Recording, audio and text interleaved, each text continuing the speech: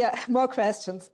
And so for the last presentation, we are happy to welcome Anna Maria Meister and finally meet her, because actually she's leading a Meitner research group in Florence, but also she's also the successor and new professor for architectural theory at the Karlsruhe Institute of Technology and the co-director of the SRE together with Joaquin.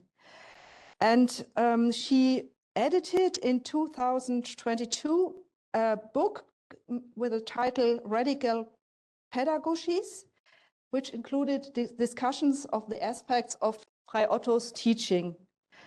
And we hope that today she will explain us Frei Otto's teaching in a European or international context.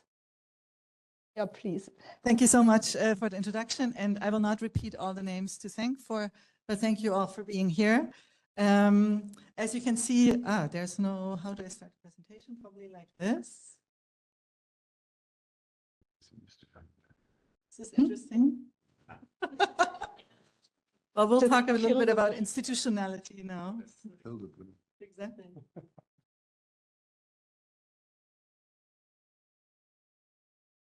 Too far? Yes. So, thank you. As you can see on the right, and as Christiane has just mentioned, I am a person of many institutional frameworks trying to create synergies across them, both in terms of bureaucracy, administration, but mostly content. Maybe not so unlike our protagonists today. So I thank the organizers for making us think together, as I think is in the spirit both of Frei Otto and this building, and hopefully all of us.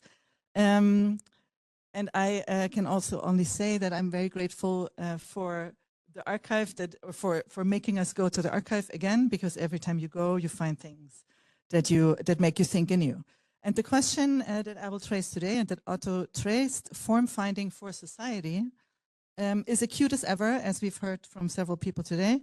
And we'll pick up a few strands here of his early teaching and learning from teaching. He was a teacher to many, some of them in this room, as we've heard, but he was never what we call an ordentlicher Professor in many senses of the word. So what was Frei Otto's teaching in architecture in the context of architecture pedagogy in post-war West Germany? For despite all the missing pieces and institutional questions, there is indeed a Frei Otto school, we can argue, and students clamored, as we see in the picture of this conference, explicitly to study under his tent roof here. So where did this begin? And we've heard from Rob a few ideas of where it might have begun. One of the strands we look at begins in Ulm, or one of the strands that form this. To zoom out, what according to Otto's own retrospective point of view was important in the 1950s was to find a new conceptual model for architecture and its teaching. And those of you who know our book on radical pedagogies have seen how many people across the world and in Europe, alongside Otto, equally looked for a different model of teaching architecture at that time. Otto stated that, quote, what we have learned in school up to now, our conceptual model, has become as useless as a dull wood plane, end quote. The ultimate dissing. It is not coincidental that he said elsewhere that the people teaching his generation those outdated models were mostly architects coming out of the Nazi era and from Albert Speer's networks. And given the fact that not all of them had joined the party, they were easily re-employed or continuously employed after the Second World War, also in Stuttgart. For Otto, teaching differently, reversing this paradigm also meant to find forms for architecture that were not imposed by a few on all others, but were open and adaptable, both technically, socially, and pedagogically. So one of the places where he started this was at the HFG in Ulm, that we all know very well, I assume. As a place for discussion and research, the Ulm School of Design, founded in 1953, played an important role for the larger region, and for all of West Germany, one might argue, but initially for the larger region and for the architecture department at the University of Stuttgart early on. Peter Dietze, architect and co-founder of Arch Plus, and who studied in Stuttgart in the 60s, asserted that the HFG Ulm even filled what he called a vacuum with regard to a broader social conscience and emergent scientific nature of design. Originally founded as an adult education center, or initially not founded, but imagined as adult education center by Inge Eicher-Scholl and Otto Eicher, the concept for the school turned into a Hochschule für Gestaltung when Swiss architect Max Bill joined the group.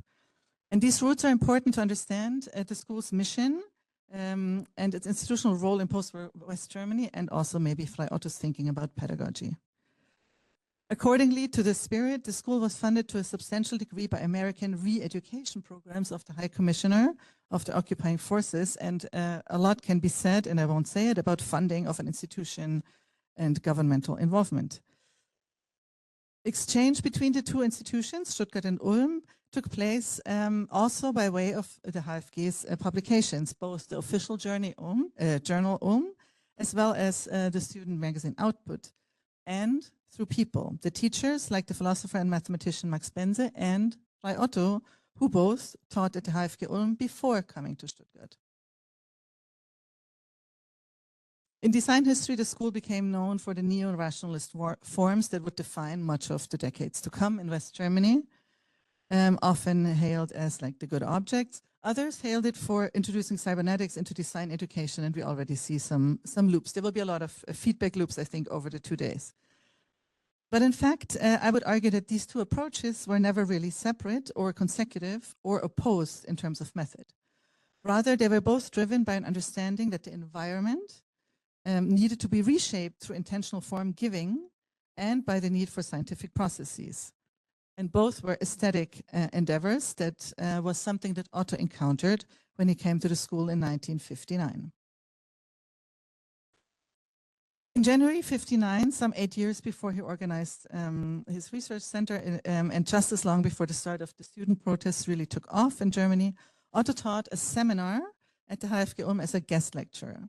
The course on, we've heard before, at least the term, and again, adaptable building, was held in the Department of Building, formerly known as Architecture and Urban Planning, and then to become Industrial Building, in which at the time 25 second to fourth year students were registered, and all 7 of the second years took his seminar. Otto clearly structured his seminar. First, the fundamentals were to be established, the case study method, from an analysis of the existing situation to a, quote, study of a family's changes over the course of its entire lifetime. Then, quote, thoughts and considerations for supplementing the survey analysis were to be compiled, and ideas about the preferred dimensions of windows, doors, and wall panels within a modular principle were to be deliberated. Next were the study of a village, an industry, or a building, and design suggestions for structures that need to be especially adaptable. Quite the program for a seminar. Then came the question of mobile buildings and the related urban planning problems, and last, with the 10th point, asking quite existentially about the sedentariness, the Sesshaftigkeit of humans, and in what way they were stabilizing or paralyzing. And Otto, in his quest to understand human nature, another kind of nature, is the theme, of course, in his teaching. And the HFG students, trained in scientific representation and methods, followed suit and turned in floor plans and diagrams, essays, and survey catalogs. And we'll see a few. Roland Lindner analyzed the small parts of small apartments from 1 to 3-storied buildings.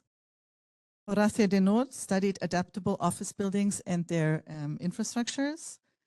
Siegfried Morganek drew with Swiss precision, one might say, several floor plans and analyzed the stages of the child from 0 to 24. So in case there's young people among us, we're all children together. And the shift of an average family in Ulm and the development.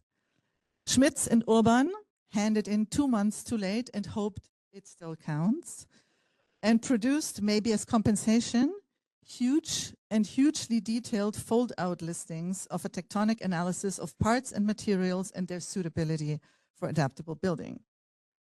So one might ask, what did the HFG students learn?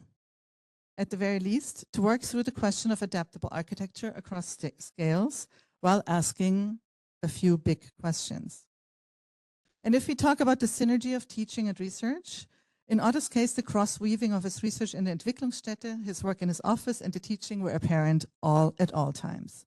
According to Otto's personnel file at the HFG, he may have had plans to establish his Entwicklungsstätte at the HFG, and we were hearing about how he was looking for positions, similar to some of the other design and industry teaching and research institutes there. For Otto, teaching and research always oscillated. The themes he brought about 1958 for the Federal Directorate and 1959 in Ulm, he then also developed in Berlin-Zehlendorf later on. And you've seen this cover.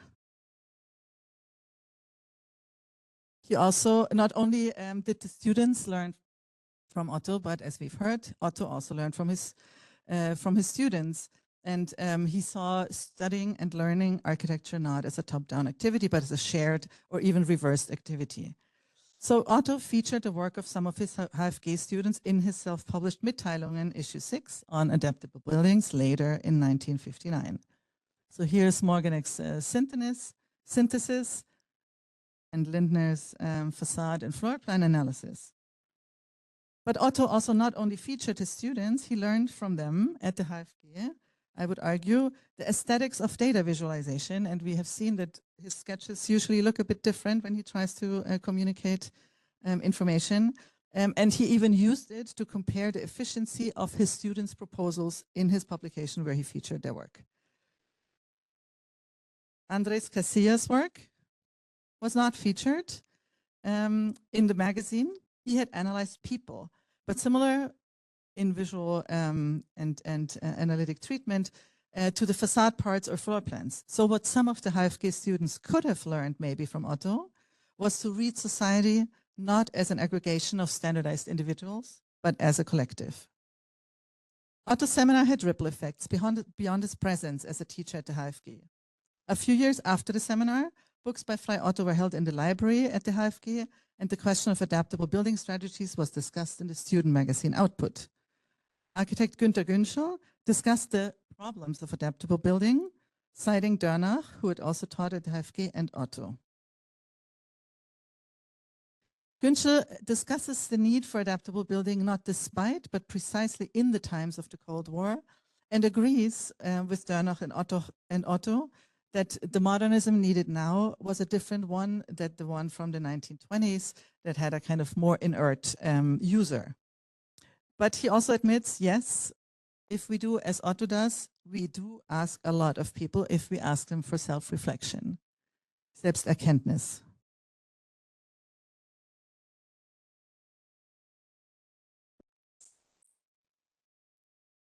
That is what they all agreed on. But Günschel criticizes Otto not for his adaptable architecture as such, but for his belief in humanity's ability to adapt at all. Because for Günschel, humans or man's adaptability has not, at least not yet in 1962, led to less conflict, but rather to more. In short, where Otto believed in self-reckoning and the self-reflection of society, Günschel had doubts. Others, like Fritz Leonhardt, doubted Otto's scientific earnestness. In a letter to Otto, at least at a time. In a letter to Otto in September 1959, meaning very shortly after receiving the Mitteilungen, Fritz Leonhardt felt compelled to write to Otto. He criticized the Mitteilungen for not being, quote, technologically and economically sound enough and only an, quote unquote, eccentric idea. After all, so Leonhardt, if the Deutsche Forschungsgemeinschaft DFG would see this magazine, they would, he anticipated, not fund Otto's research. In fact, Leonhardt says the task, again, also by him understood as a broader societal task, was not to, quote unquote, collect undigested stuff, which also included the students' work, but, quote, to order the new with critical standards. Leonhardt was both right and wrong. Yes, the DFG is not always known for taking risks as a form of knowledge production seriously, still today. And yes, Otto wrote often in his diaries about the need to order the office or order something. And yes, Otto had several entries in his Atelier Tagebücher on contacting the DFG and meeting with them, as we see here, without yet getting their funding, as he writes in the Mitteilungen. All this came together in this one page. Research, teaching, and the opportunities and frustrations both bear. And on this one also, he says, accept position in St. Louis for teaching. So it's kind of the all. But Otto would prove time and again that what Leonhard called eccentric ideas were certainly neither undigested nor unsound.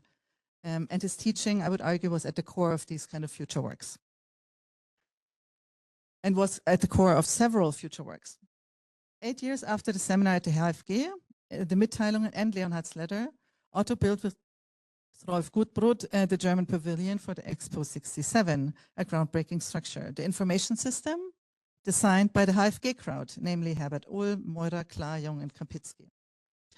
And collaborations that Otto started not always lasted long. Sometimes there were disagreements on authorship or impact and the importance of the respective roles, as we heard. And I myself have worked at Auer Weber, for example, for a long time. So there's other stories, even more stories on the Munich case.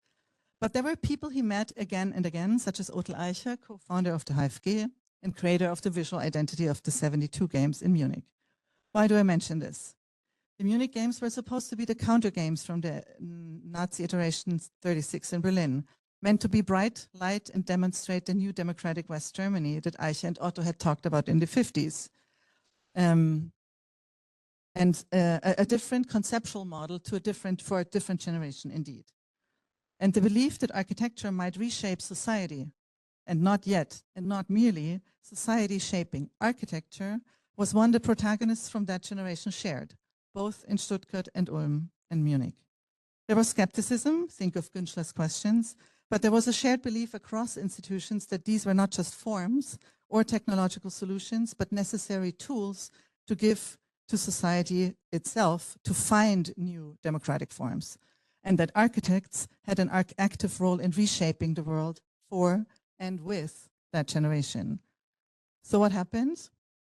With this strand of modernist or humanist modernism, why did politician and former mayor of Munich, Hans-Jochen Vogel, called the Munich roofs the last German modern project?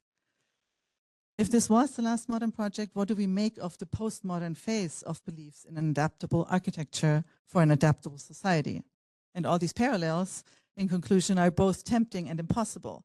Much of this is how we teach today. Research and teaching become one. Traces are left. But also terrorist attacks disrupt the hopes for democratic stabilization. And yet everything is different.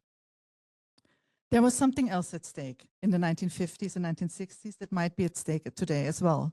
And yet is rarely formulated as explicitly, maybe except these days here. Namely that technology and design are the tools to shape societies, and that the engineers and architects bear responsibility to employ them meaningfully and critically. There's also a lesson in not falling for the aesthetics of technology alone, because these forms are never found, they're always made. We might follow Günschler's doubt or Otto's optimism, but we must ask indeed ourselves, even if we ask a lot of us, if we ask for self-reflection, which forms can our societies find, and how can we as teachers and architecture schools contribute to make them?